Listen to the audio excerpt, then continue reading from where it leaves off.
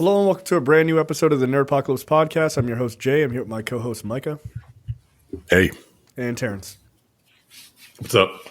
All right, guys, we are back. Got plenty to talk about this week, so let's get right into it. Micah, you watched the first episode of Shogun? Yes. Before I talk about Shogun, there was some other stuff I watched. I'm rewatching X-Men, the cartoon from the 90s. I started as well. To get myself ready. Because one, I never finished it, right? Like as soon as the art started looking horrible, and some of the voices changed. Is that last season? Yeah, it was definitely that last season, and I never finished it. I was just like, this is too much. This is too much. Can't do it. That show should be required viewing for nowadays. Like it holds up, not animation, right? But the stories hold up. They are overt in their symbolism, but kids kind of need that, and like children need that who like forgot the whole point of X-Men. I saw somebody was like, when did the X-Men go woke? And somebody was like, 1963, nigga. Like, what the fuck are you talking about? when they came out. They've always been like this. And this television show is a perfect example of it. I mean, one of the episodes in the first season, they're literally called, they get tricked to going to Genosha. And they are slaves. They got slave collars on. They are called slaves. They said you will use your powers to perform work for us. And then they've got the leader or massa who tries to pull this like, I love you and this is why you're doing this. That's scripture, right? Like there's a slave revolt, right? Like it's overt in all of its symbolism for minority representation, and not just like racial minority, right? Like people forget that like the X-Men, their powers manifest during puberty.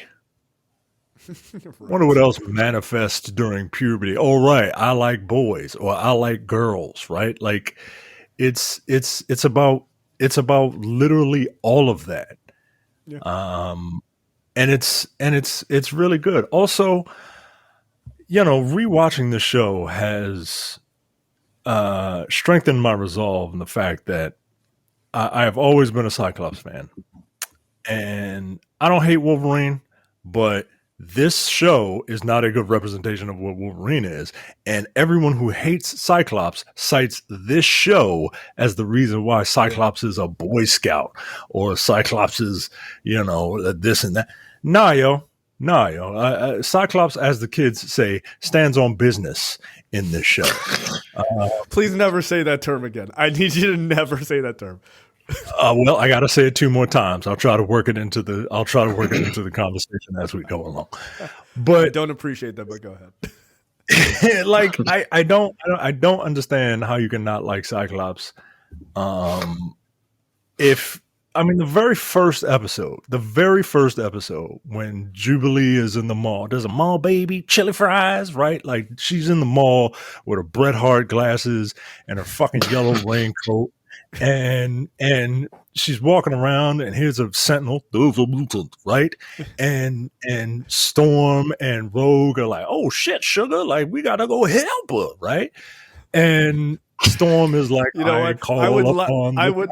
I would like you to do the voices for all of these characters." Just do all of them. It's fine. I, Storm, mistress of the elements, command you, right? Like she's always got like some fly 90s gear on, and then like has to go through the Sailor Moon transformation and shit, right? Because like that's part of powers, I guess. I don't know. Looking flat. And they start fighting the Sentinel, and Storm is an OP power, an OP character to begin with, but she can't take out this one Sentinel.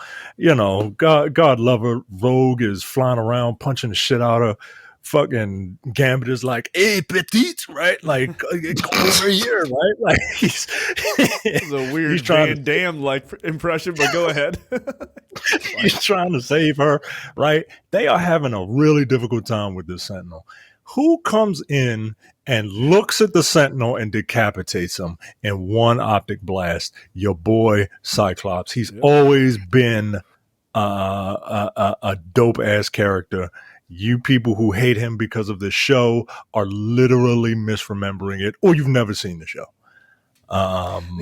You know what they've seen? They've seen the clip of Wolverine walking off the punching him in his gut. The Blackbird and punching him in his stomach. Like that's it. That's the one thing you've seen. That's the one thing that gets burned into your brain for some fucking reason. Not the fact that these chicks are literally fighting. The Callisto literally kidnapped Cyclops because she wants to jump his bones. Right? She's like, nah, yo, this is who I want to procreate with to keep our race alive. You know who she don't want to procreate with? The 4-foot dog man. Get the fuck out of here. Like, Dog Man's got like mad kids. He's got mad kids. They're everywhere. And look, I get it, right? Like, Wolverine can't be Wolverine in this kid show because he's walking around with knives for hands, right? Like, he can't fucking go wild or whatever. But like, nah, yo. Look, Cyclops slander will be treated as a hate crime as far as I'm concerned. Get the fuck out of here. That's fair. Look, rewatching the show, yes, I agree with you, by the way. Like, I also did not finish. Like, I think I watched half of the last season. I was like, I don't like what's going on. Like, it was bad. Like, that animation is really bad. You can tell in that X-Men 97 trailer where they show like him on his deathbed. You're like, who drew this? Like, this is fucking terrible. But yeah, look, Cyclops gets a lot of slander, and it's not just because of that cartoon, though it is. It's mostly because of the movies. Like, the movies, he's never really seen as like a true badass. They never got somebody who could really like have the gravitas of that character, because Fox always hard pivoted to Wolverine. Like, Wolverine can't be the leader of the X-Men. The whole point is that he's a loner. Like, he's allowed to be who he is fully, because people like Cyclops are there holding the team together. That's kind of the point of those characters. So yeah, like I get it. Like, if you're basing it just on the movies or the cartoon, yeah, your like of Cyclops is going to be really weird. But that being said, I trust that the MCU, those people realize who that character really is and shows them up. And actually, I know that because I can watch the trailer for the new X-Men movie or cartoon, and you see how Cyclops is treated there. Right. He gets the big line, "To me, my X-Men." Like, he gets to say the line. Magneto doesn't even say the line in the cartoon trailer, which maybe that happens later on, considering we know what sort of that story is. But like, he is the de facto leader as we see it in that trailer. So yeah, like, I'm here for it. Like, I think I always thought he was a dope character. He is a bit of a Boy Scout, but at the same time, like, that dude's been with like Jean Grey and Emma Frost. Like, no big deal. Jean Grey, Emma Frost, Psylocke, Madeline Pryor. Like, literally just a murderer, just knocking them down. Just knocking them down. Get the fuck out of here. Look, Wolverine, no slouch either. Obviously was with Storm, but like in a weird alternate future, like not even a normal future. During Storm's like rebellious punk rock phase, like her experiment, like, I'm gonna fuck a white guy to because my dad is getting on my nerves type of shit. Well, right? And it was like the world's ending and we're all dying. I guess I'll slide him some. It's like, we'll see what happens. But yeah, no, I started watching a little bit of it as well. I am definitely going to try to get through it before the new show comes up. All right, tell us about Shogun. Shogun is really good, man. It's a political drama based on this book, this 1,300-page book. Yeah. And I can't wait to watch the show. 1,300 pages. Yeah, nigga. Yeah. So I have no idea how long this the series is going to be, but I found a really good synopsis that kind of explains the setup before better than I can. Between the death of who was essentially the emperor, and who has a son but is a child, so he can't rule. A political council, it comes and they're like, okay, well, we're gonna rule until the once and future king grows up and is able to rule the country. And one of these dudes is named Ishido, and he has recruited a couple of other people to kill Scorpion, Hiroyuki Sanada. I'm gonna call him Scorpion because his mama named him Scorpion. I'm gonna call him Scorpion. And that's his like, but he's playing his own political games. He's got his own agenda.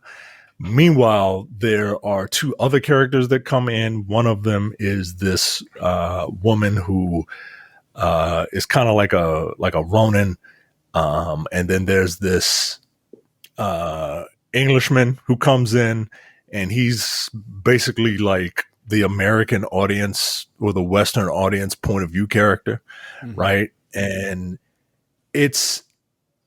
look, it's really good, guys. I have to tell you, it's a show that I think Jay would dig, and oh yes, 100%. And I think Terrence would like it because like Terrence watches everything, but he doesn't like, but he does have discerning taste. You do. I'm talking to you like you're like this nigga's not here. I'm not right. Remember Terrence? He had discerning taste. Like yeah.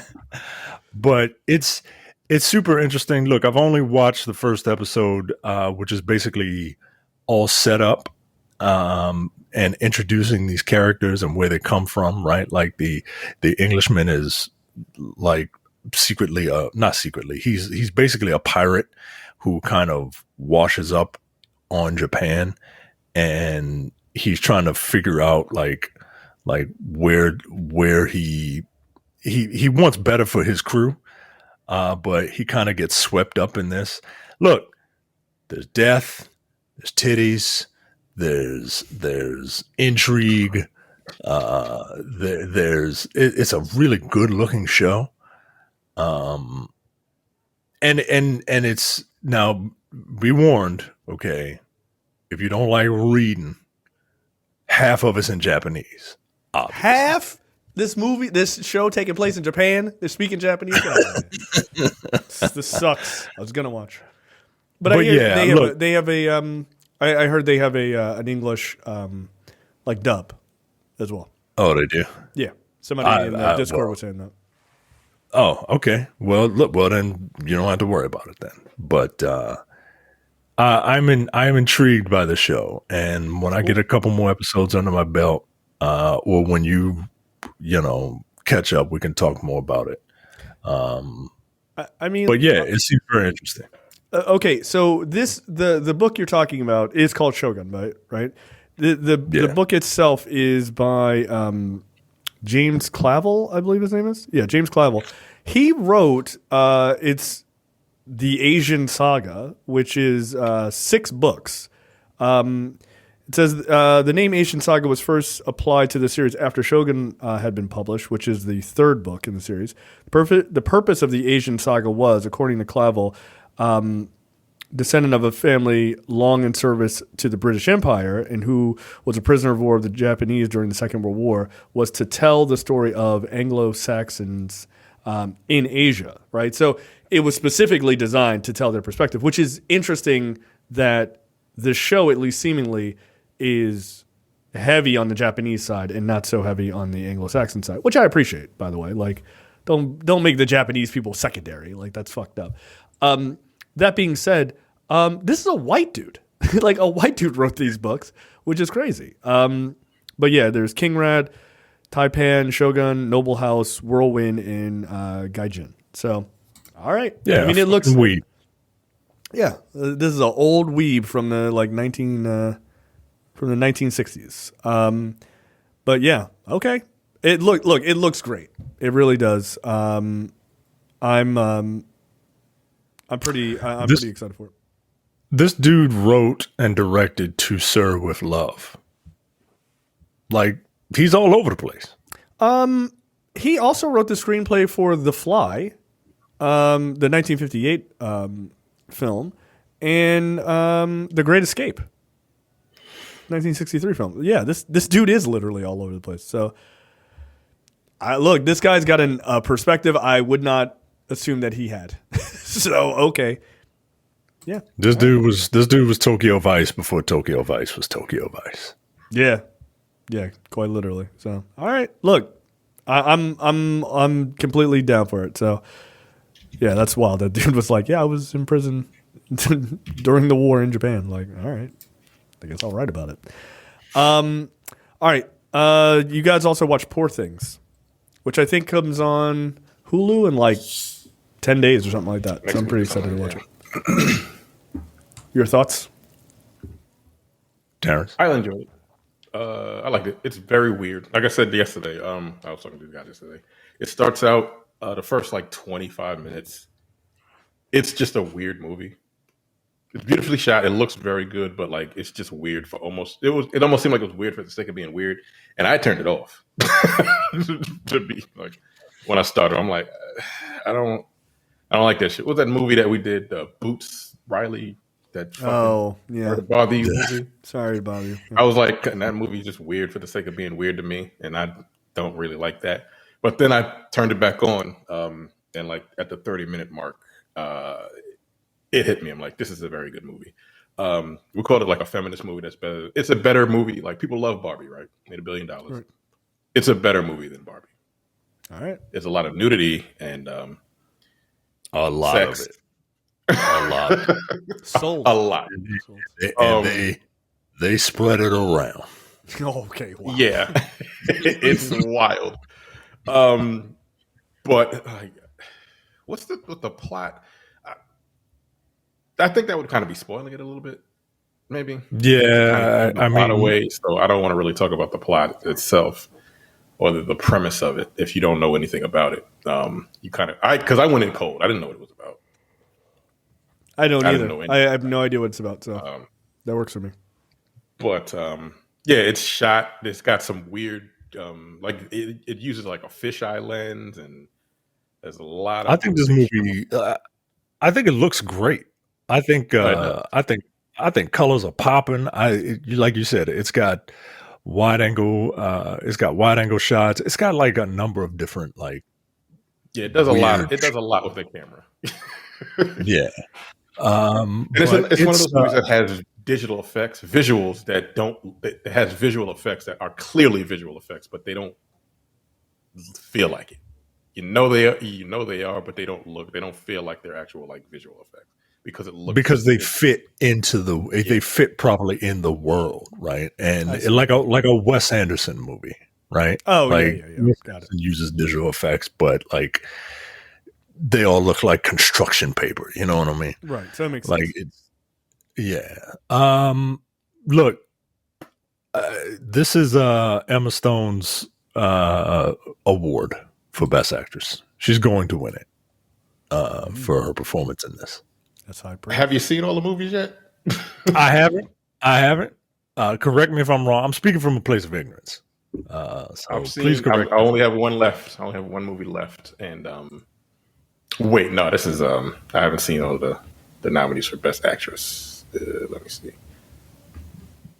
Best Actress. God damn it! Why is this not in order?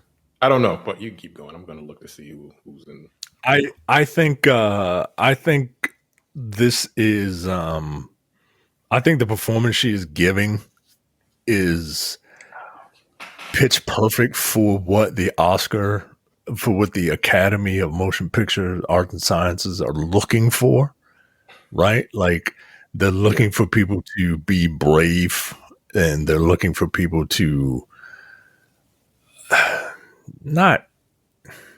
They're looking for people to go there, and she goes there.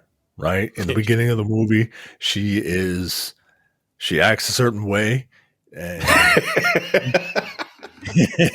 and you see this character, right? And you see this character develop, and you see this character mature. And it's, yeah, man, I think this is her movie, and she puts on an accent. You know, people love that dumb shit. All right, I'm looking at it now. Annette Bening, I haven't seen that yet, so I don't know how good Annette Bening. Oh, I heard that was very Lily Gladstone in Killers of the Flower Moon, Sandra Hüller in Anatomy of a Fall, Carey Mulligan in Maestro, and Emma Stone for Poor Things. I've seen everything but one. Yeah, I would give it to Emma Stone. Everyone wants Lily Gladstone to win. Like, again, she was laid up sick for fucking 3/4 of the movie. So I don't see it. She won the Golden Globe, didn't she? She won the Golden Globe for drama, and Emma Stone won the Golden Globe for comedy, best actress in a comedy. Yeah, I think this is Emma Stone. Gladstone's going to win. Gladstone's going to win. Why is that, Jay? Yep. Why is that? Because she's Native American. And because white people really want to pat themselves on the back. See how I took it there? See, yeah, I'm turning around. I knew you would do it. I just didn't think you would just be like, yeah, it's because she read. That's no. Wow. Okay, all right. Good. Yeah, she read for the role and did very, very well. Very nice. Was clever. Yeah, like smooth. It's Emma Stone's to lose, but like, yeah, Gladstone's gonna win. White people love to pat themselves on the back about not giving a shit about minorities and being like, "Oh, did you notice us? We did it. We all did it collectively." And we're never going to give them an Oscar ever again. This will be the last time. Now we'll give it back to a white person next year. That's what they'll do. I guarantee you. And look, I haven't seen it. I'm not saying she doesn't deserve it. I'm just telling you, white people love to pat themselves on the back. I'm saying she doesn't deserve it. Right. And Terrence hates Native Americans, which is weird. As a man who is always saying, I'm not black, I'm Native American. It's strange. It's very strange. Yeah, like it's like if she wins, that's going to be part of the reason. And there's going to be people that are going to be like, yeah, good, fuck that. Yeah. Look, I mean, at the same time, like the best thing. Right. The person who does better should win. Now, here's the thing. Here's what I would argue. There have been tons of minority performances that have deserved Oscars over the year that get ignored. 100%. Right. Yeah. So, I don't think it's weird. Like, I don't think you don't fix something by doing, like, two wrongs don't make a right. So, if Emma Stone deserves it, then she fucking deserves it. Like, it is what it is. Look, I got no problem with Lily Gladstone winning. I have a problem with if she doesn't win, or even if she does, is she going to get more work? That's what needs to happen. That is a problem. And that's a curse. Emma Stone is going to get work. Right. That's a curse on minority actors and actresses, yo. Like, it really is. Like, you won the Oscar. People are like, nope. Guess where you going to be? You're going to be doing movies with fucking Bruce Willis on DVDs, like, in the $5 bill next year. And it's, like, fucked up. Well, what's his name won 2, right? Mahershala Ali has 2 Oscars. Yeah. One of which was not deserved, but okay. Agree to disagree. That movie fucking sucks. But not best actor, though, right? He's got supporting actor. No, he had supporting for both. Yeah, no. Either way, I don't give a fuck what it was. What was the other movie he won for? He won for Moonlight, and he won for fucking right. Yeah, no, and I just disagree. I didn't think of his 2. I didn't think he deserved it for Moonlight. I mean, for Green Book, that made sense. That wasn't for Yo, I'm gonna need look, it won for Best Picture. I'm gonna need people to go back and really watch that fucking movie and tell me that shit deserves that fucking Oscar. I swear to God, that was the most undeserved Oscar I've ever seen. And I've been rooting for everybody black, but that wasn't no black movie. No, look. Now take that information and chew on that, and then tell me who's gonna win for Best Actress this year. It's gonna be Gladstone. She's gonna win because white people were like, yeah, she probably will. This is our chance. Like, if Lily Gladstone wins, I want Coleman Domingo to win for a leading role. Fuck it. But here's the thing, though. Like, I haven't seen the other movies. I don't think it's crazy for him to win that. Like his performance, it Rustin wouldn't was be crazy. fucking I've crazy seen good. all of them. I've seen Oppenheimer. Cillian Murphy was good. Like he's always good. Jeffrey Wright was good in American Fiction. Was he Oscar worthy good? You've seen American Fiction, right, Mike? No, he wasn't Oscar worthy good. But the problem is people don't realize that Jeffrey Wright is a really good actor. Like he's always been an amazing actor. He's Yeah. always been Puerto that. Rican. I thought he was Puerto Right. Rican for like 15 years. That's how good he is. And people are just now like realizing that like the guy from Westworld is a really good actor. Like he's been this. He's been this. You know, he played a Puerto Rican. Look, wait, did he play Basquiat? Is that what you said? Yeah, and I'm like 94 or something.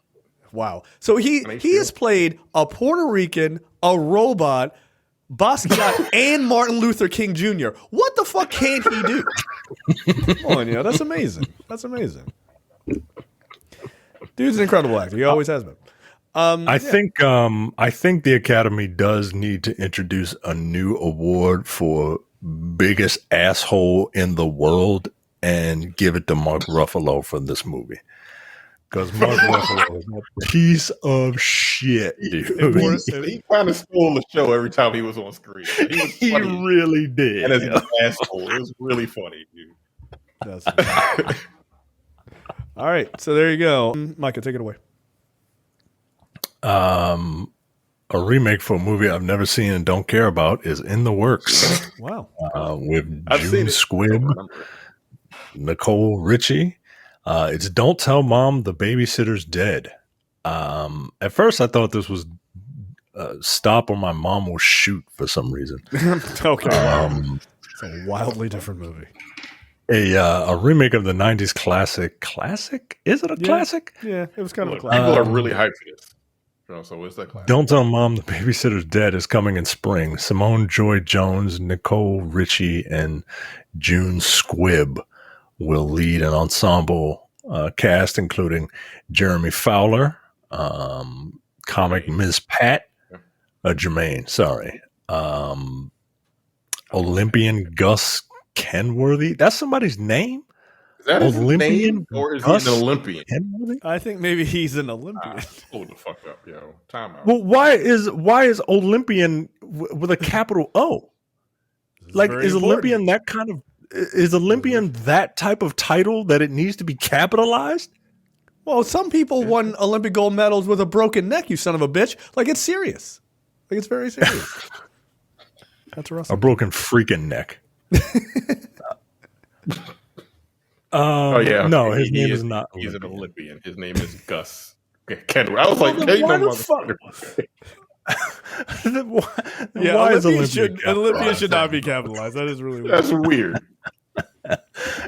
Yo, come on. Like the 1991 film Don't Tell Mom the Babysitter's Dead follows a 17-year-old girl, Tanya, who plans to vacation in Europe with her friends before heading to college in the fall. But her mom, Miss Pat, decides to go on a wellness retreat in Thailand. So Tanya is forced to stay home with her siblings when, as the title suggests, their elderly babysitter, played by June Squibb, unexpectedly dies. Tanya gets a job working for an ambitious woman named Rose. As she juggles work, family, and a complicated romance, Tanya navigates adulthood at the cost of her last summer of freedom. This doesn't sound like something I would watch. No. So you've never seen this movie with Christina Applegate? Yeah, never seen Christina Applegate. Yeah. It's a fun. Who's in that? Who's it? Who's the Thor? That's somebody. No, you're thinking of Adventures in Babysitting, sir. That's Adventures in Babysitting. That's with that's Kingpin. That's Vincent D'Onofrio plays Thor. Yeah, Vincent D'Onofrio. Yeah, okay. Yeah, I don't know. Yeah, they just mixed together for me. I don't give a fuck. Yeah, that's fair. That's the one with Elizabeth Shue, if I recall. Yeah, like this was a fun movie back in the day. I enjoyed this movie. I have seen it, but I don't remember. I feel like it doesn't need a remake necessarily, but okay. I mean, even on the Wikipedia, it says, Don't Tell Mom the Babysitter's Dead was released June 7th, 1991 and grossed $25.1 million on a $10 million budget, despite moderate box office success and receiving generally negative reviews from critics upon release. The film has gone on to gain a cult following on VHS and cable television. Yeah, I feel like this was on cable TV a lot. Like this got one of those like TNT runs where like anytime you turned on TNT, it was on all the time, which is probably how I ended up seeing it. But yeah, no, this is a quote unquote a classic back in the day. So okay.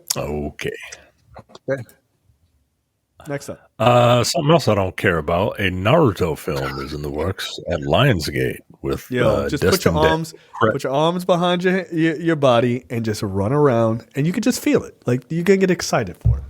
I've never seen this cartoon. Lionsgate has closed the deal with Shang-Chi, the Shang-Chi director, to write and direct a live-action film adaptation of Naruto. The announcement was made today by Adam Fogelson, chair of Lionsgate. The movie will be based on the manga created by Masashi Kishimoto. Nailed it. Naruto is one of them Shonen Jump type animes, mangas, and it's just not for me. I'm sure that some people will be very, very excited, and I'm sure that the second they see any images from it, they will do what we all do and just take a dump on it, because it's like animation is very different from live action, guys. Anime hair is very, very difficult to do in live action and get right. I mean, do people like One Piece? That's supposed to be good, right? Yeah, people like that. I actually enjoyed that one. I like the One Piece on Netflix. It was fun. All I've right. never seen a single episode of Netflix. I mean, of the actual anime, because I'm not going to do that to myself. You don't have 1,000 episodes in you. You don't have 1,000 episodes in you. Like, that's 500 hours. Like, that's a lot of time that I don't feel like watching one television show. And I'm looking at when new Naruto came out. I was 21 years old when Naruto came out. Yeah. So yeah, I missed that boat by like 10 years. You know what I'm saying? But there are still people our age that really enjoy this nonsense. But yeah, sure. Hey, look, cartoons are fine. Sure. I don't give a fuck about this either. Like, live action animes don't really work outside of Japan. They really kind of don't, man. They really don't, and none of them really kind of look like the characters to me. I mean, how's Avatar doing, guys? Is that doing good? Don't people like Avatar? People seem to like that, right? No, I thought people fucking absolutely didn't. I know it got critically panned. I saw a couple of nerds; they weren't too pleased about it. But I'm not a weeb, so like I don't care about Avatar. Like I don't, and I hear it's great. I just don't care. Yeah, Point. You got to get. You're an asshole, Jay. You got to get Carrie. You got to get Carrie on here too. No, I'm just saying. I don't know. No, that's not why you're an asshole. We'll get to why you're an asshole. We got to get Carrie on here. Okay, fair enough. Whether or not we got to get Carrie whether or not the Naruto movie is something to get excited over. Here's why Jay's an asshole. I didn't write this. This is the title this is the title from the article. Here's why Jay's an asshole.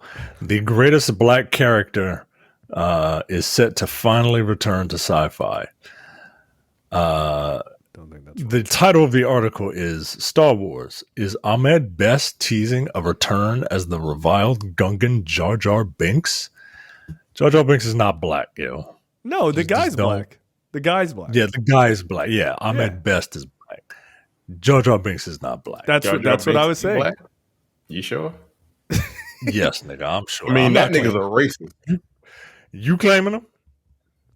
Look, You claiming him? Misa back. no, I'm not. I don't know what the fuck that nigga is. I ain't never seen them shits. What I'm saying is George Lucas is a racist, and I've heard fucking Jar Jar Binks speak. So yes, I'm saying he is. He's black. Yeah, it's fucked up. Nah. Your words don't work on me. Only money. Exactly. I read my case. I'm just saying. I'm just saying that he's a major character in the Star Wars universe, and I'm excited to see him come back. Is he gonna get a lightsaber? Like, that'd be cool. Like, are they gonna make him a Jedi? I thought they made him like a general at one point. No, apparently, like after that, like he just becomes. The article talks about he becomes a penniless outcast. So that's cool. What? Yeah. Look, the one thing that is tragic about this character is that he was hated so much that the actor was like getting bombarded with so bombarded with negativity that he thought about committing suicide. Yeah, it's insane. That's fucked And up. that is fucked up. I would never want to reintroduce that shit in my life. No, this is not like the word nigga. Like, you're not gonna reclaim this. Like, just let it go. Like, just let it go. It's fine. Now, if you want to have, like, I know he played a Jedi in the Mandalorian, right? Because he's the Jedi who saves Grogu during the Order 66 shit, which was dope. Like, that was a cool moment for him. If you want to bring this guy back to play another CGI character or something like that, that's cool.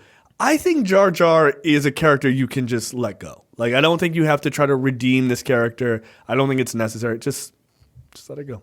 Now, I don't know what. Yeah, you don't need to. Yeah, I don't know what he's suiting up for. Like, what if it is to play Jar Jar? I don't know what movie or TV show. But it also has the captions mocap Star Wars Jar Jar Binks Activision Jedi Sith Lord and then whatever this other thing is. So maybe he's mocapping Jar Jar for a game? I don't know. But like right, so because he does have Activision, so maybe. Misa have no idea. First of all right. Or maybe he's playing that Jedi. He did the voice. Oh, he did the voice too, right? Yeah. How did he feel when he was looking at the script and he was like, "Miso, sir, what the fuck? What you talking about? Like, what kind of shit you on, my nigga? Like, what do you want me to say? This is racist." I wouldn't have read that script, yo. Misa back, I'm not doing this, nigga. Like, no, fuck out of here. I'm sorry. I'll be like, I'm offended. What am I, a fucking slave? No, he's not a slave. He's just a bumbling, stumbling character who has large lips and, not too short there, boss. Like, but, he's not black. He's not black. Yo, how did George Lucas's wife see that movie and was like, this is fine. Yo, sleep in the guest room tonight. Just sleep in the guest room. Like, get out of here, yo. I can't. Look.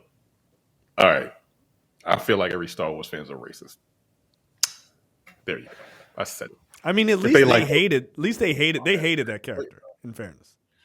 Yeah, but they hated that character. Annoying. They hated that character. Right. They hated that character because he was annoying. They didn't give a fuck about the other stereotypes. My dudes don't work with me, only money. He was like, yeah, I've seen that before. That's what they say at the 7 Mile Market. Like, what the fuck?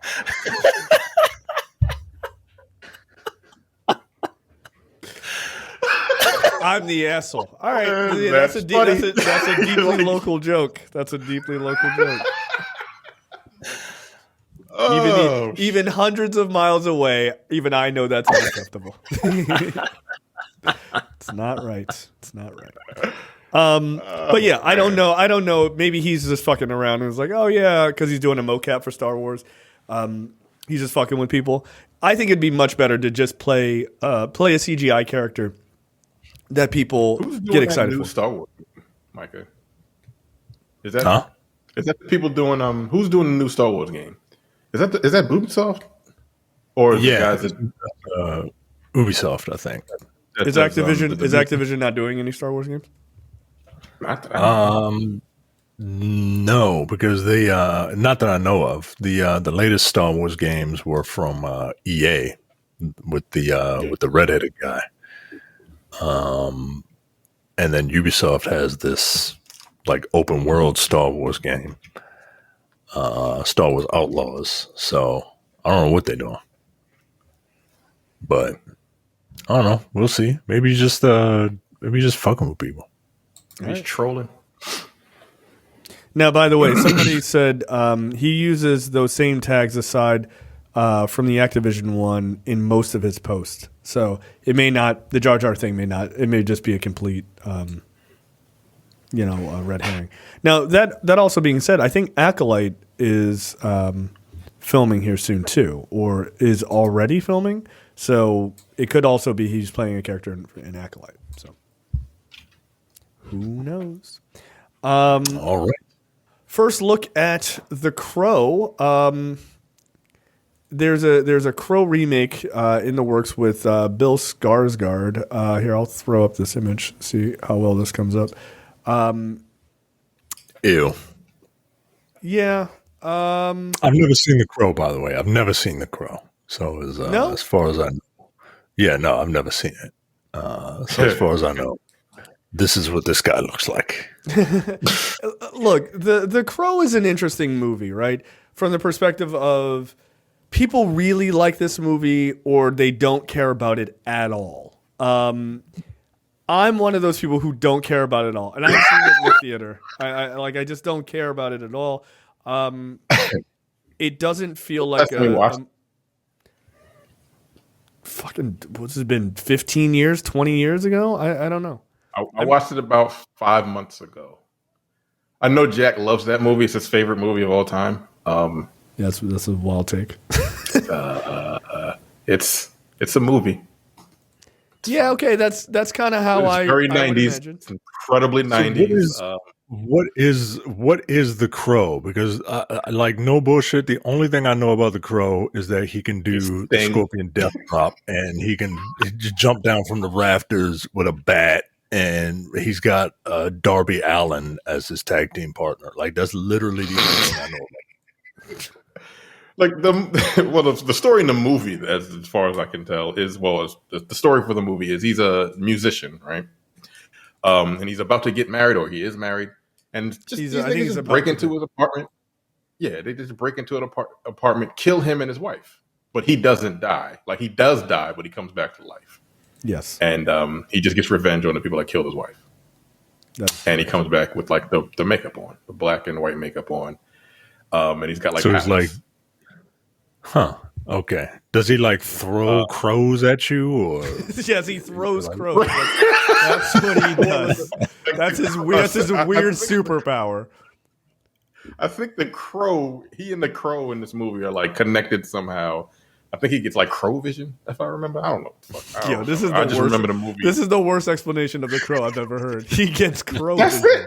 Like, I don't know if that's true or not. I don't remember. I honestly don't remember. I think he can see shit through the crow or something like that. I forgot. Anyway, it's a mediocre movie, but people love it because he looked cool, right? And yeah, he looked cool. Brandon Lee died in the making of it. It came out I think it came out in '94, and Brandon Lee died during the production, and so it's got that behind it, and people just love the movie. It's just like a cult classic that people like.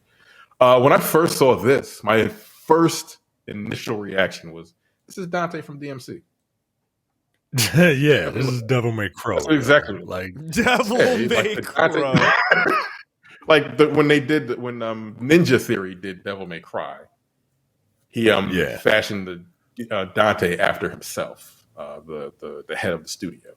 And that's what he looks. Yeah. This is what he looks like, and I'm like, okay. Some people already hate the design, and I don't give a fuck, honestly. I mean, I saw people saying that it's very similar to Joker in Suicide Squad, the David Ayer one. I mean, I guess I'm going to give it a little bit more credit than that. But it's the Crow. Like, he just had long hair and like the Batman eye makeup when he takes off the mask. Like, and he had a leather jacket. Okay. Like, I mean, is that wildly different than what we just looked at? Like, I don't think so. He just doesn't have his shirt on. Like, I don't know. To me, it's not changing. It's not, that image alone doesn't do me like any good as far as any level of interest. Like, it just doesn't. So we'll see. So, like, does the Crow know martial arts? Yeah, like does the Crow know martial arts since he was played by Brandon Lee? Yeah, and he's basically like he's a badass with guns. Really do martial arts. Yeah, he did a lot of like gung fu, basically, right? Not even that. He just shot niggas. But he was like he couldn't be killed either, right? Like they'd shoot him a bunch of times and he just get back up. Well, why am I watching then? Because if there's no peril, like if he's not gonna die again, like if he's invincible, like I mean, I get it. Like you just want to see people like. I don't know if he's 100% invincible. But I saw it a couple months ago. I don't. Again, it's mediocre at best. It just looks cool, you know. I mean, and you were a kid when you watched it. Yeah, yeah. Nostalgia does a lot for you.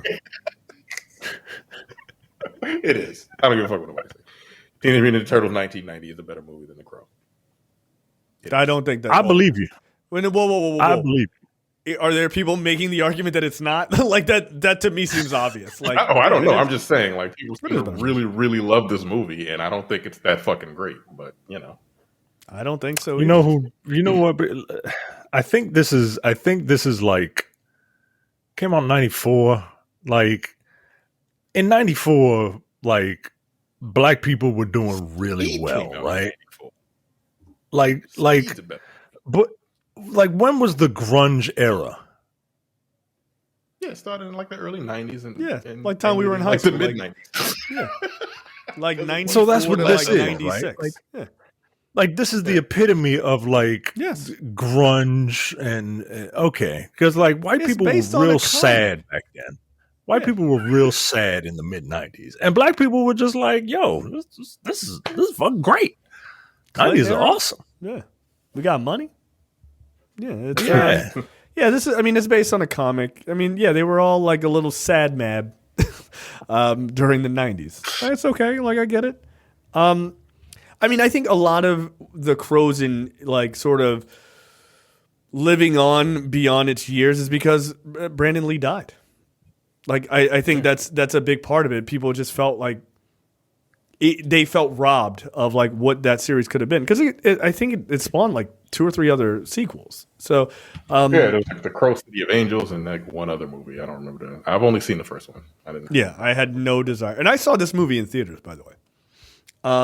Look, man, with all due respect to Brandon Lee, you better put some respect on Steve Borden's name for keeping the Crow alive.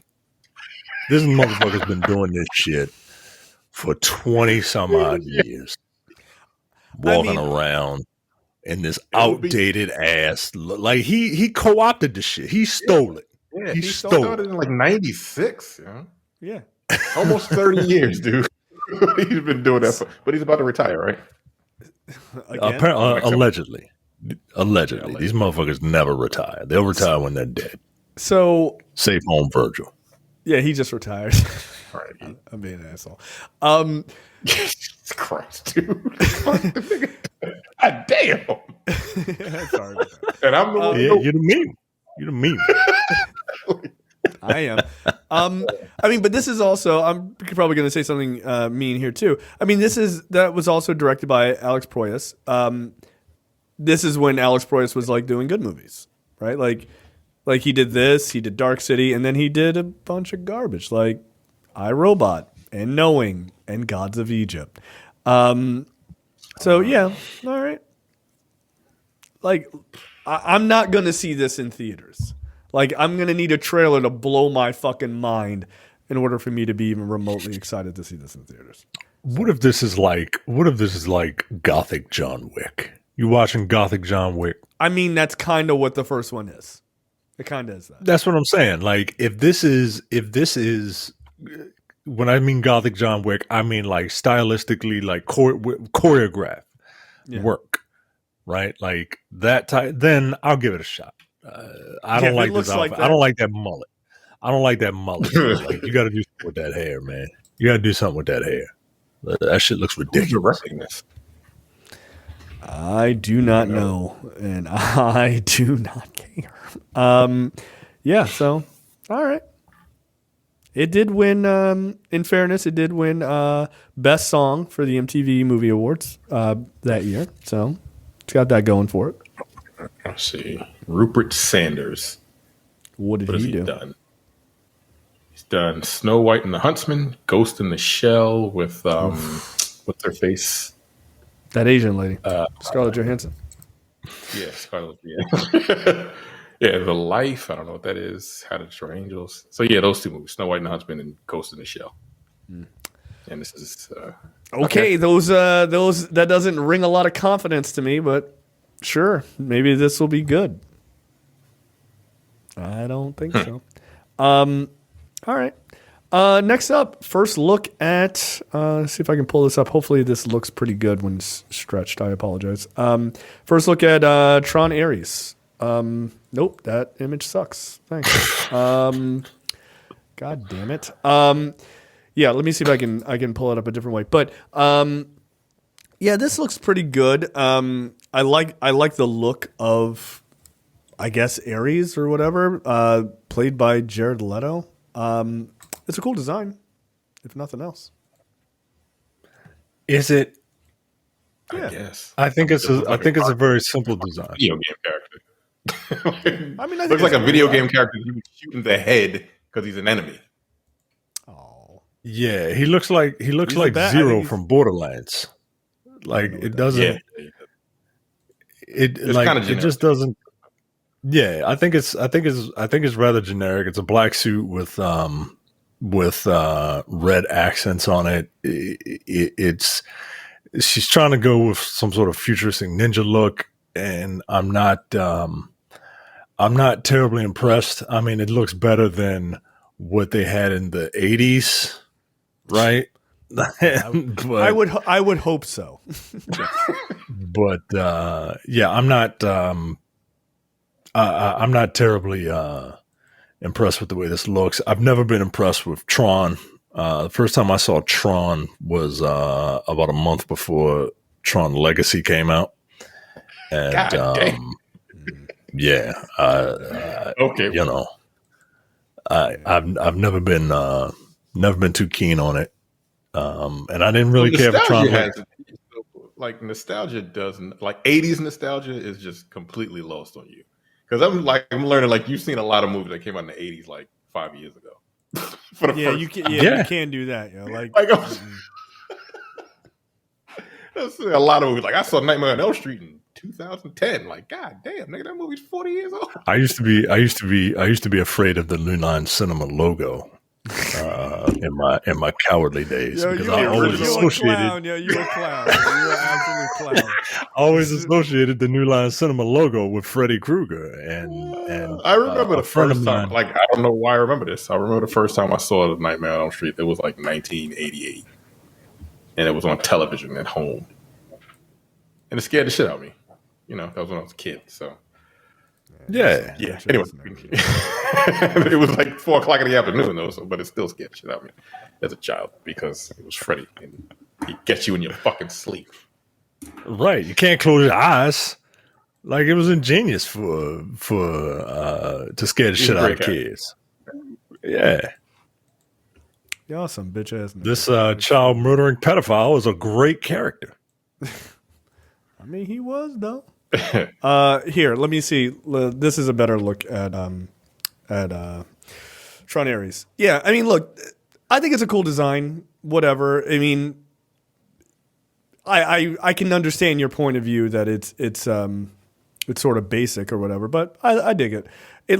none of that matters. The only thing that matters is it going to look dope as fuck on screen? Are they going to do cool shit? If they're going to do cool shit, then great. But if they're not, then no, I don't actually care. So we'll see.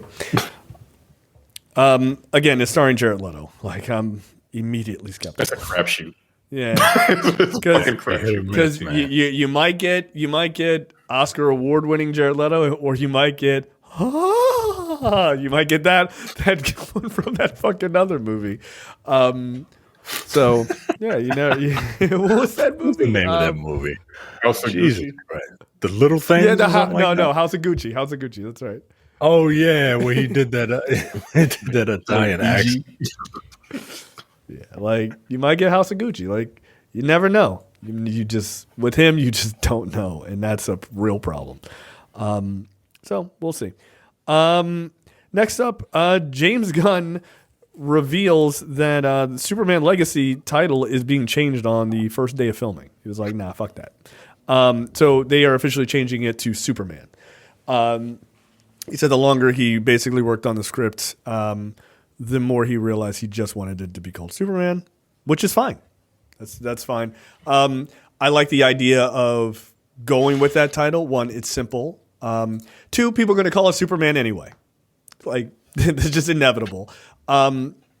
Three, it challenges the Christopher Reeves movie for the definitive Superman movie. So for title alone, so I got no problem with that. And it's better for sequels, right? It's better for sequel titles, right? You're gonna call it Superman Legacy 2, or right. Then you're gonna have to make up another name like Superman, like Forever or whatever dumb shit. Like, just call it Superman. We all know what it is. Yeah, and again, everyone's just gonna call it Superman anyway. So that happened, and then he's also reveals lower in the article. You can see the official logo. Like he shows the front of the logo, which is, as people suspected, is very reminiscent of the Kingdom Come S. So that's cool. I mean, he said, like, look, I kind of showed that months ago when he showed that, when he said they were doing a table read, and it showed the scene from Kingdom Come. So, all right, there you go. I like it. I like the design. Apparently some nerds were up in arms about it because they're like, that's not the Kingdom Come story he's doing. It doesn't matter.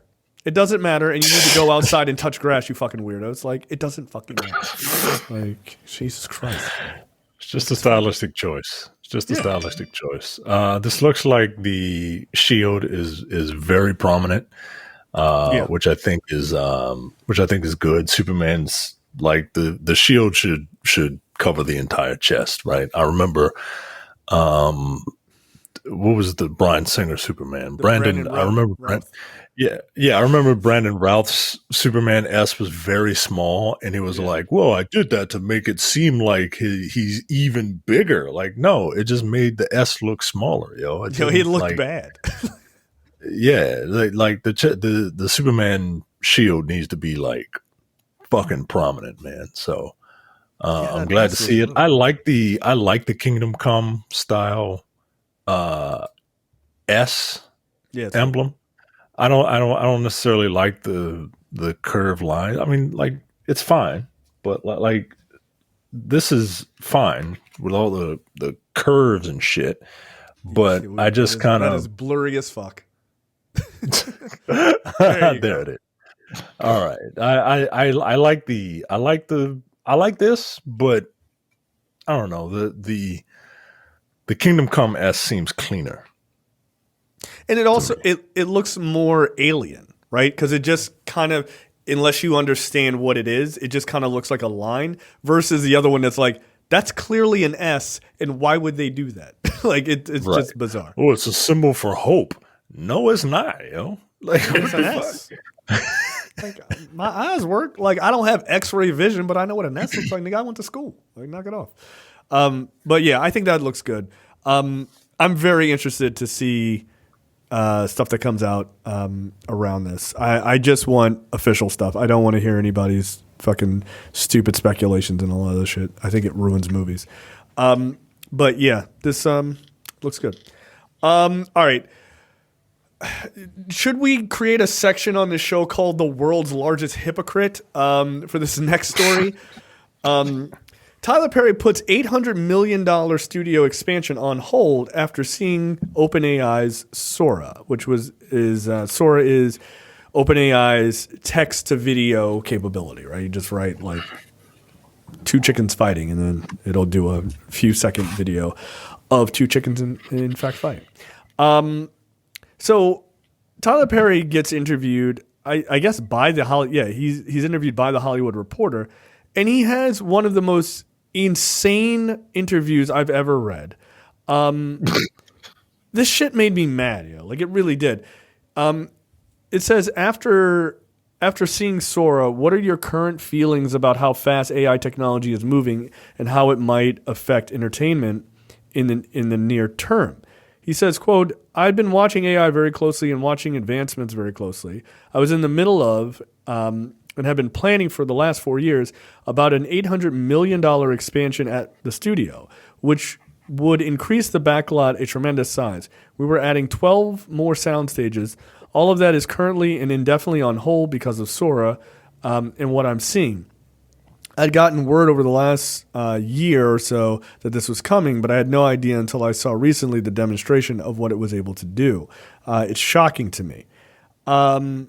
And then he goes on to say, like, look, I no longer would have to travel to locations. I'd be able to, like, if I wanted to add snow to a scene, I could just do that over text. If I wanted to write a scene on the moon, imagine him doing a sci-fi movie. Wow. Then he could just add that in with text, so on and so forth. But then he talks about, like, it makes me worry so much about all the people in the business, because as I'm looking at it, I immediately start thinking of everyone in the industry who would be affected by this, including actors and grip and electric and transportation and sound and editors. And looking at this, I'm thinking this will touch every corner of our industry. But then he goes on to talk about how much he can't wait to use the shit. You're a massive hypocrite. Like, you're a massive hypocrite. I know he gave money during the strike to people, to help him out and stuff like that. And like him and The Rock gave like millions of dollars. And that's cool. He's a billionaire. So like, bully for you. But you're talking about using the technology to throw people out of jobs. And then you're like, I'm concerned about them. Then why don't you build your $800 million expansion if you're so worried about human beings? But you're not, though. So, yeah, this guy's a massive fucking hypocrite and a terrible director. What are your thoughts? I don't understand. So he's like, I read through it, and he says, hey, we have to figure out what we got to do to protect these jobs. But I'm like, but you just said you were going to use it. Are you going to like teach these people how to use the AI? Because all you got to do is type prompts into a fucking script, and it'll just do what the fuck you tell it to do. Right. So, I don't understand what his view is on it. Like, if you're saying you're going to use it, then like those people, you're no longer going to need those people that do the extra shit for you. They're going to have to go somewhere else. So people are not going to be using AI. But then again, there are going to be other companies that are going to be using it too eventually. So look, do you or do you not give a fuck? Like, I don't. He does not, and he's lying, right? Like, he doesn't want to. He doesn't want to seem like a scab. Basically, he's trying to have it both ways. It doesn't make any sense. It's like you're either not going to use it and still hire more people to work for you to make your mediocre movies, or you're just going to do AI and just have one scene that's going to look really fucking bizarre in the middle of your movie. Not that he would give a fuck, because continuity and details and shit don't really matter when he's making the movies. It's just that's a throwaway. But I needed snow, so I just typed it into a computer and made it snow, and it looks a little silly. But so the fuck what? I mean, here's a yeah. Okay, your thoughts?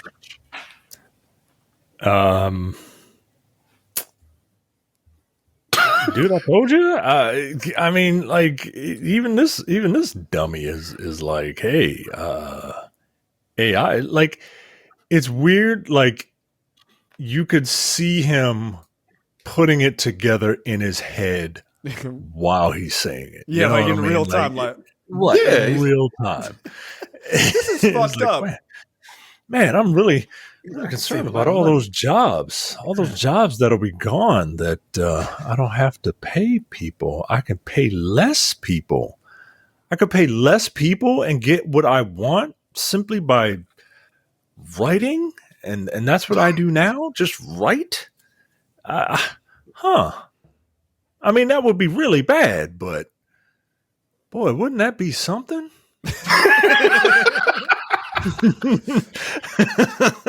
Like just trails off. He just trails off and starts staring off at like, what are you looking at, Tyler? Like dollars. I'm just seeing the dollars. It's coming back. Yeah, dude, he is just a massive hypocrite. And look, I get it. If I had his kind of money and power and influence, like, look, saving money when you're trying to make all these productions makes sense. I do have a question though. Does he need 12 sound stages? For what? For other people to do their movies? Okay, all right, because it ain't for his shit. Like, it ain't for his. Because he can do all that he's got shit. Like 5 different television shows going on at the same time. I mean, he could legit just rent out his studio and be set. Right? Yeah, like you said, really have to Terrence. Yeah, he doesn't have to do anything. Now that he's got this studio up. But when they film in Georgia, like they go to him. Like they film. Yeah. Didn't they film shit on some Wakanda Forever on some of his, they did. They did in fact. Yeah. So I mean, look, I'm not mad at that. Like, I'm not mad at him wanting that kind of stuff. I do think, like, if you are someone who has his kind of money and power and stuff like that, you can afford to do an $800 million expansion. You can afford to do these things to really solidify making sure that people in Hollywood, and he's not obviously in the upper echelon of Hollywood, but he's sort of running somewhere in the middle, right? And I'm not even talking about renting out stuff. I'm talking about his productions that he makes, right? He's running very much in the middle. Like, he can go and, do real shit. I don't think, like, the AI stuff like that, I think if you are a young filmmaker and you don't have the money to shoot on location and shit like that, I think it makes total sense. Like, if you're doing a Tubi movie and you want to be able to do some stuff that otherwise you'd be super limited to, like, room-to-room kind of shooting, and you want to have something kind of fun or a different type of outside shot that you wouldn't be able to do, I don't think there's anything wrong with that. But I do have a real problem with someone big in Hollywood or big Hollywood companies using that. Like, you have the money to do this shit. If you're trying to make it in, like, you're in film school or something like that, and you're trying to do something like that, yeah, and you just need an effect, and you don't have the money, that makes sense. Like, and even then, it depends. It depends on what it is. So, like, I'm not mad that a capitalist is going to capitalize, right? It just the thing that's annoying is the pretending to be concerned about, like, right, the proletariat. Like, you don't concerned about the job that you're literally going to, like, get rid of because you're going to use the fucking 100% product that's like, to get rid of the job. You don't hire people to write your stuff. Like, you don't make those jobs available, even though you could. Do you imagine? But because he's trying to save $1, like, he's cheap. He's cheap, and I don't know if that's because of his background, right? Like, he was homeless, so now he's got to be like a dragon and just hoard all of it, hoarding golden coins. No, right. And look, I'm not here to tell this man how to spend his money. He's a billionaire. He knows more about making money than I do. Just don't come out your mouth saying, oh man, I'm really concerned about the grips and craft services and all the construction crew and stuff like that. When you decide that you are not going to give those people, when you just decided you're not going to give those people work, it's not even that, like, you weren't thinking about an expansion. It's that you did think about an expansion, and then you said, you know what? Nah. Pump the brakes. I mean, look, one could make the argument, and maybe this is how we'll end it. One could make the argument that he is, in fact, not standing on business. See, I was hoping that you would use this opportunity. It was right there. Hey, you nailed it. I guess. Riz. Did I use that? Did I use that right? Riz. Just using random young people terms. Okay. What the fuck brought to you by JTD from the Edit That Out podcast. Micah, take it away. A meat-loving marine creature that ate at the legs of a teenager has been identified as a flesh-eating sea flea, known by its clinical name that I'm not going to pronounce. A marine biologist, Dr. Jennifer, Genefor.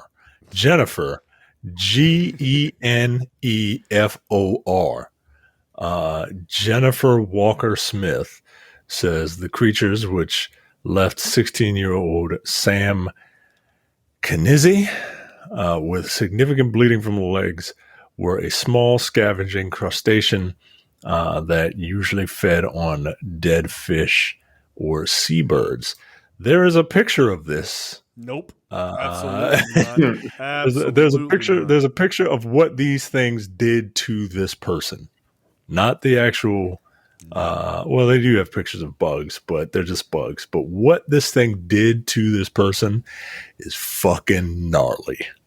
Australia. Where's Terrence? You fucking nailed it. Yeah. I'm not going there. I'm good. No, you should click on it. I'm saying Australia. I'm just speaking on Australia. I'm not going there. No, Australia is insane. Oh!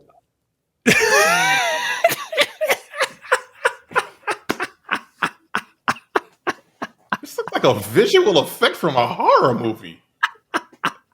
God damn. Yo, that was wildly surprising. I was not expecting that. I mean, I know how much you like feet. That's why I wanted you to. Yo, that was the least of the issue. Like, Jesus Christ. Good God. Like, I was expecting like what it would look like if you took like a chain and rubbed it against someone's leg to like cut through their flesh. Like, that's what I was expecting. Something like oh, that's disgusting. Not that. Not the red skull. Yo, this looks crazy. That's fucking. This looks like a visual effect. Yeah, like it looks crazy. I mean, look. Like it doesn't even look real. I mean, look what Sora can do. It's amazing. Damn. Yes. That's big yikes, horrible. as the kids say. Lord. Look, this is horrific. I told my wife, I was like, yeah, I want to get up early and watch this wrestling pay-per-view. And she was like, early? Why? Where is it? And I said, it's in Australia. She said, that's not on our bucket list, right? I was like, yeah.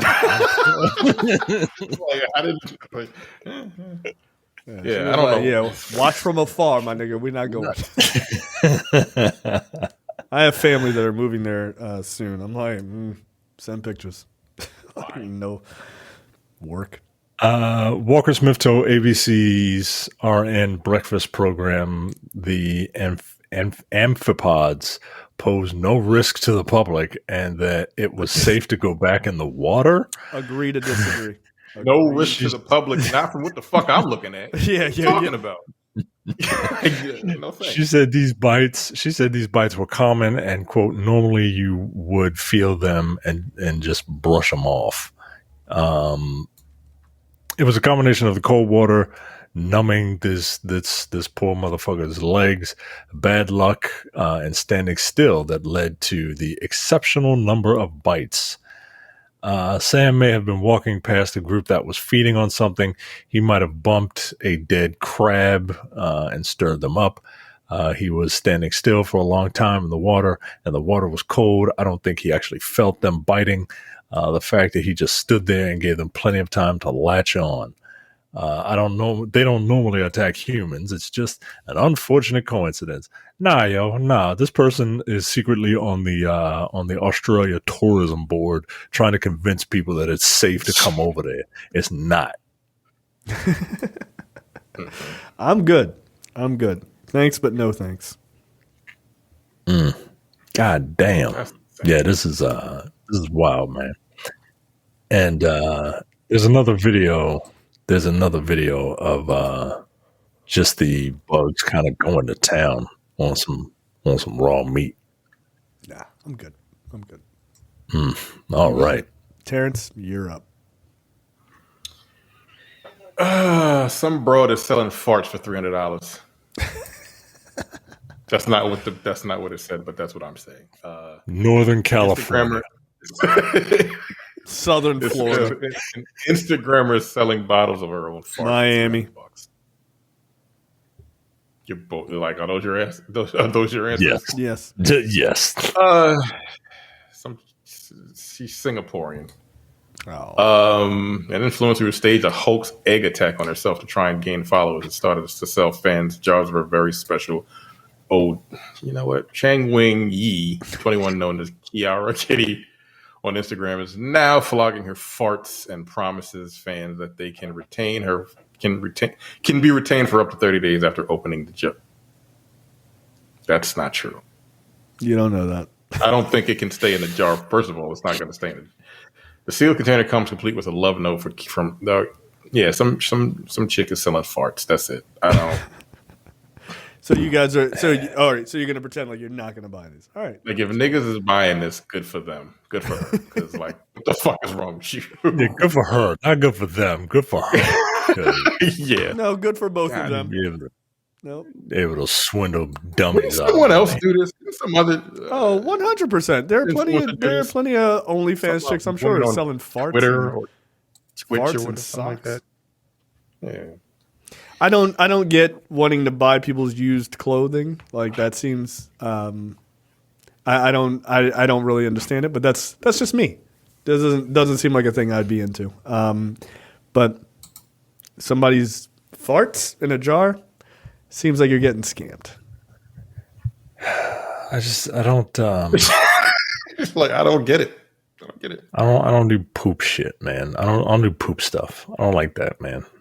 Water sports. What's the number 2 equivalent of water sports?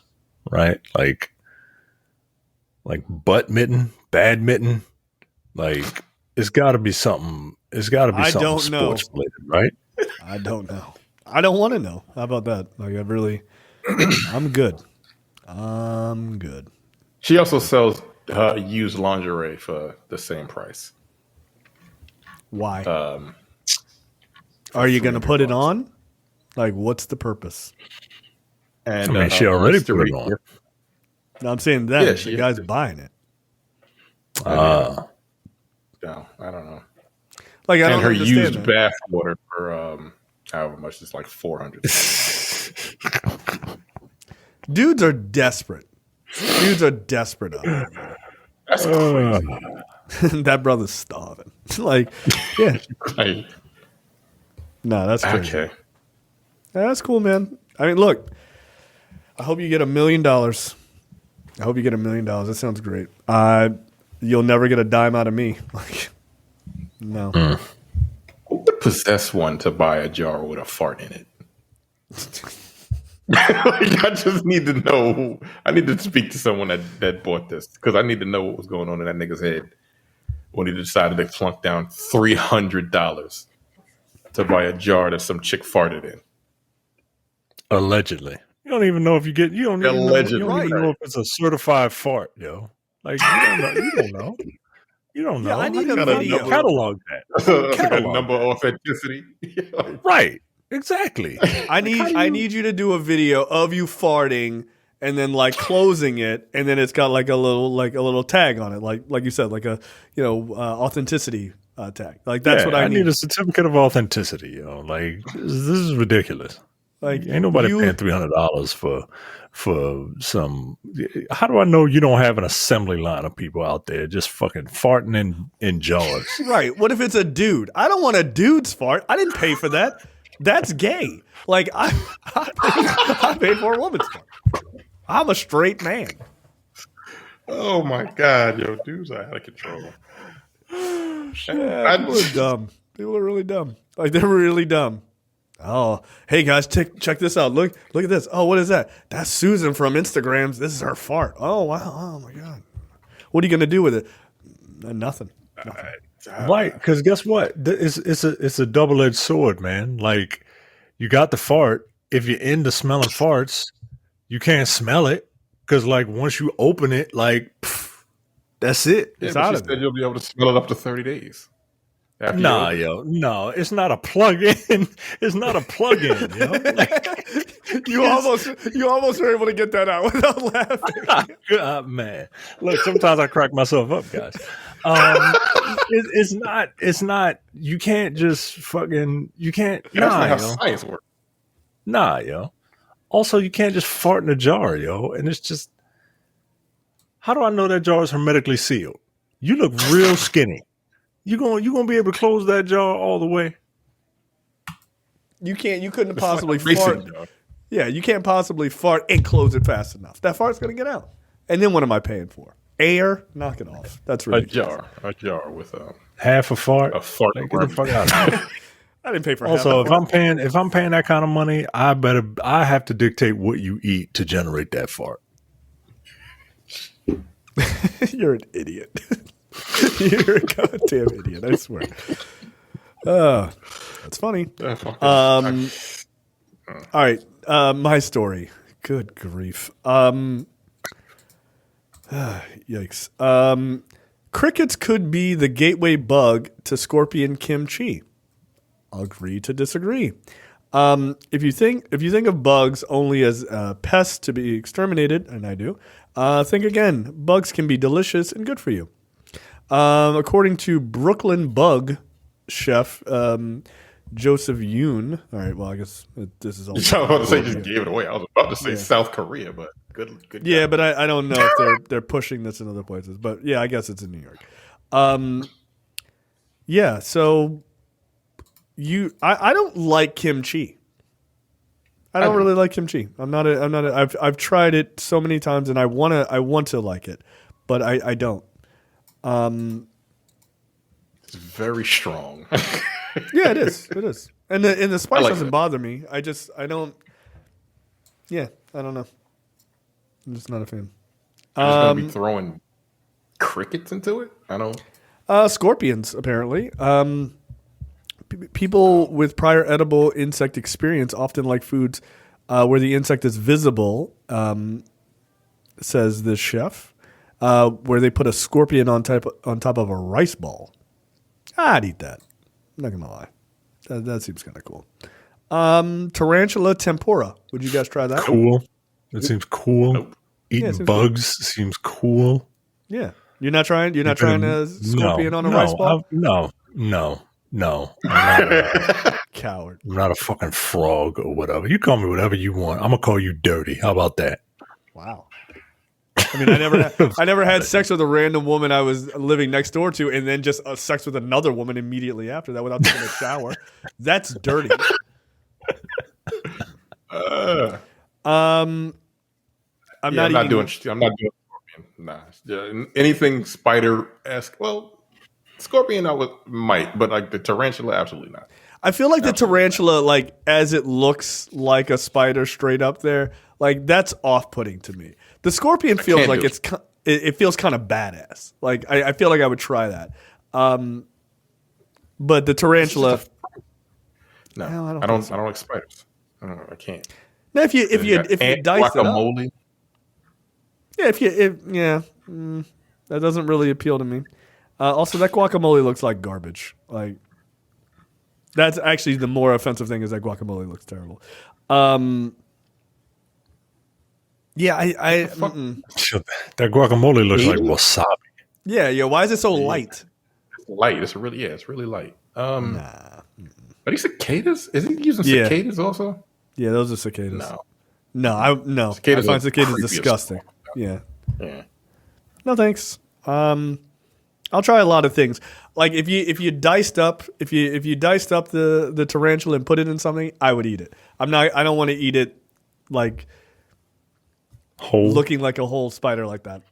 No, I don't even think I can get next to it. It's just I'm serious. it's just That's how much I hate spiders.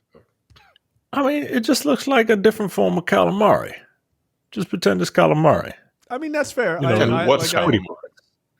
That tarantula. Pretend that tarantula is just the squiddy part of the calamari. No, I can't. Again, I don't like spiders so much. I don't want to get 5 feet next to it. And I know it's dead and cooked. I don't like it. That's how much I don't like it. I'm not your wife as far as like hate you to spiders, but like I'm not a fan. Yeah, if I would have sent her to the store, she would fucking divorce me. Yeah, I can't do it. I'd be like, get that thing away from me. I'd knock that shit out of the nigga's hand. Onto the floor. Like, get that shit away from me. Yeah, I wouldn't want it at a table for someone else to eat while I'm sitting at that table. Wow.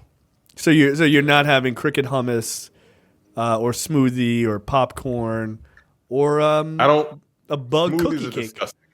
What do you feel like you have to prove? Eating bugs. What do you feel like you have to prove to people? Like, I just feel like this is like this is inevitable, right? This is what happens when you get locked on that train in that what was that movie that Chris Evans was in? Snowpiercer. Yeah, they just had to eat bugs. They had to eat like bug bars, protein bars and shit. Yeah, it just happened to be bugs. Yeah, while everybody up front was eating fucking delicious food.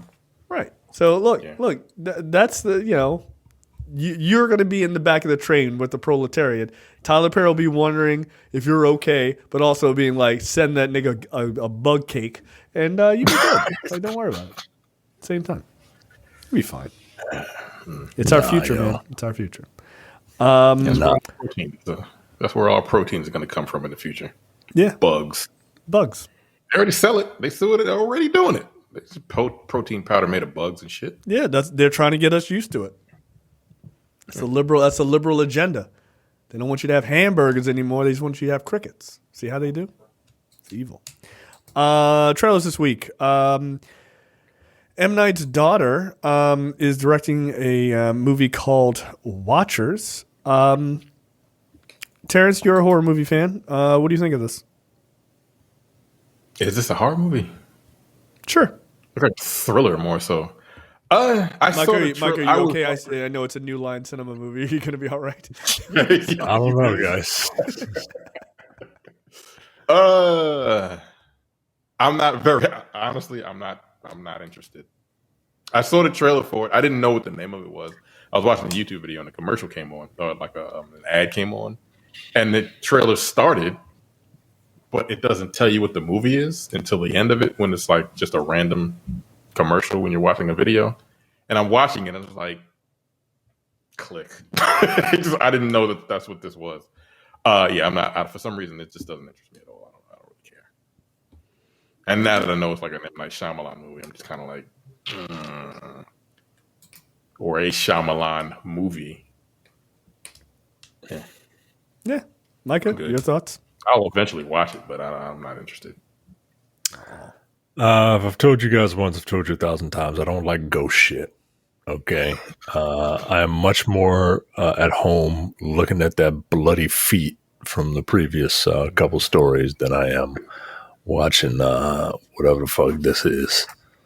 Good on Ishana Night Shyamalan. I'm not mad at her for, playing the Nepo baby card. But this ain't for me. Also, have you Googled this woman, Jay? I think you might want to do that. Interesting. Okay. Let's see what you're putting down. Next up, The Sympathizer. This is an HBO original, I guess, series. This looks really fucking interesting. Actually, this might be just a movie. I'm sorry, not a series. No, it is a limited series. Okay.